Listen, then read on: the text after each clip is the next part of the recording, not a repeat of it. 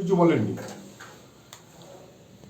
পশ্চিমবাংলায় বিজেপির বিরুদ্ধে উনি একা লড়বেন, আর পশ্চিমবাংলার বাইরে যেখানে তৃণমূল নেই সেখানে উনি দোকা লড়বেন। বোকা বোকা কথা বলার কোনো মানে আছে? পশ্চিমবাংলার বাইরে তৃণমূল কোথায়? গোটা ভারতবর্ষে বিজেপির বিরুদ্ধে আমাদের সবাইকে ঐক্যবদ্ধভাবে লড়তে হবে। পশ্চিমবাংলায় বিজেপি এবং তৃণমূল এই দুই শক্তির বিরুদ্ধে আমাদের সমগ্র মানুষকে সঙ্গে নিয়ে লড়াই। আমরা আজ না বহুবার বলেছি, তৃণমূলকে ছুতে কেউ যাবে না। তৃণমূল মারফত বিজেপি। যতক্ষণ পশ্চিমবাংলায় তৃণমূল ছিল না, বিজেপি ছিল না। তৃণমূলের নেতারাই বিজেপি, বিজেপির নেতারাই তৃণমূল।